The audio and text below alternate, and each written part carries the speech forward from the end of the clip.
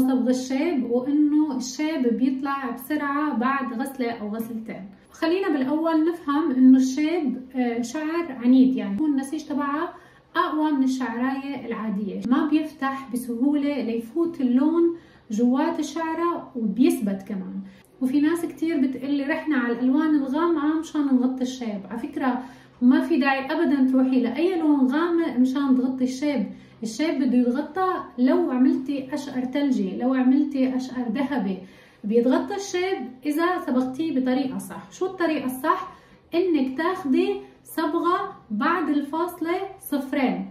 اذا انت عم تصبغي الوان فاتحه من درجات الستة والسبعة والثمانية والتسعة والعشرة، بدك تاخدي الصبغات اللي بعد الفاصله صفر صفر. والحلو انه اغلب الماركات ما غيروا هاي الشغله، يعني بغيروا بالارقام كتير، بس الرقم اللي بيكون بعد الفاصله صفر هو بيكون اللون الطبيعي اللي بيغطي الشيب. اي لون فيه انعكاسات مختلفه، مثلا 6.3 هذا بيكون اشقر غامق ذهبي ففيه انعكاسات، اما ال6.0 بيكون اشقر غامق طبيعي. ولما بيكون 6.00 اذا انتم بالدول العربيه بالاسماء بيكون اسمه اشقر غامق طبيعي مركز او طبيعي مكثف، هيك بيكون مكتوب على العلبه. فاي شيء بيكون طبيعي مكثف او مركز هذا اللي بدك تستخدميه ليثبت معك الشيب.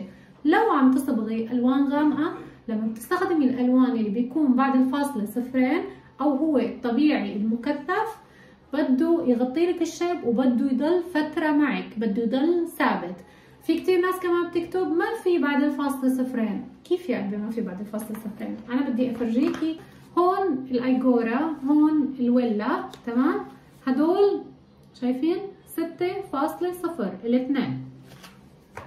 هون الفانولا بدي افرجيكم، هون 7.0 و7.00. مثلا انا عندي كتير شيب ال7.0 بيشتغل معي كتير حلو عادي، بس كمان لما بصبغه 7.0 بيطول معي اكتر. يعني لما بغسل شعري اكتر او بحط ماسكات او شو ما بعمل بيطول معي اكتر، لانه هذا مكثف او مركز. ما عندي شيب كتير عنيد، اوقات بحط اغلب الكميه من 7.0 وكميه صغيره من 7.00 لا يعطيني التوازن والثباتيه اللي انا بدي اياها.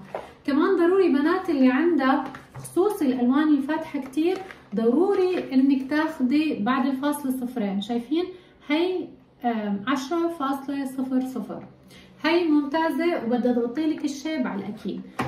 اذا استخدمتي كل الالوان اللي بعد الفاصله صفرين وما مشي الحال، ما تغطى الشيب معك، او حسيتي انه كشف اللون بسرعه، فيكي تضيفي اسمه ناتشورال وهو بيكون على الكتالوج رقمه 0.00 اللي هو بيسموه الصبغه الشفافه.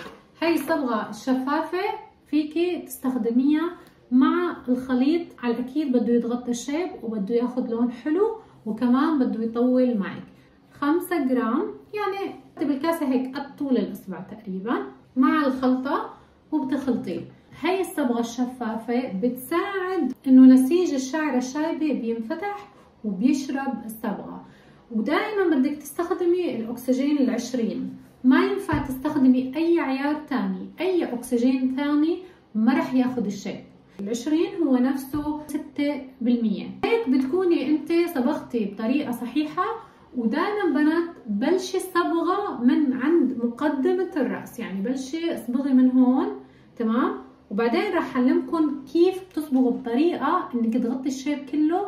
هلا بتقولوا لي مثلا نحن بدنا انعكاسات مختلفه، يعني ما بدنا مثلا بدي شعري يعطي ذهبي او بدي شعري يعطي رمادي، او تمام بدك تخلطي وانت عندك شيب، بدك تخلطي مع الخلطه نص الكميه درجه لون شعرك. يعني مثلا انا درجه لون شعري بين ال7 وال6، بدي اصبغ اشقر متوسط نحاسي بيكون مثلا رقمه 7.34، فبجيب ال 7.34 مع ال 7.00 بحط نص من هاد ونص من هذاك، او بجيب 6.00 اذا ما بدي اياه يطلع كتير فاتح، وبجيب 7.34 بخلط بكميات متساويه. لازم تعطي شعرك لون طبيعي او لون طبيعي مكثف اللي هو بعد الفاصلة 0 او بعد الفاصلة 00 لحتى يزبط معك اللون ورح يطلع كتير حلو وكمان رح يضل معك وقت طويل. لتحافظي كمان على الصبغة هيك بتركات سريعة بدك تغسلي شعرك بمي فاتر، بيكون الفاتر مايل للبرودة مش مايل للحرارة، لأنه الحرارة بتفكك التركيبات الصبغية. بدك تغسلي شعرك بشامبو للشعر المصبوغ، هذا الشامبو كتير بحافظ لك على اللون. في شامبوات بتطير لك الصبغة بغسلتين أو 3 ودغري الشيب بيصير بيلمع وبتتضايق. الشامبوات الشعر المصبوغ كتير بتخدمك بهي القصة. هذا كان فيديو اليوم، بتمنى تكونوا استفدتوا وبشوفكم الفيديو الجاي.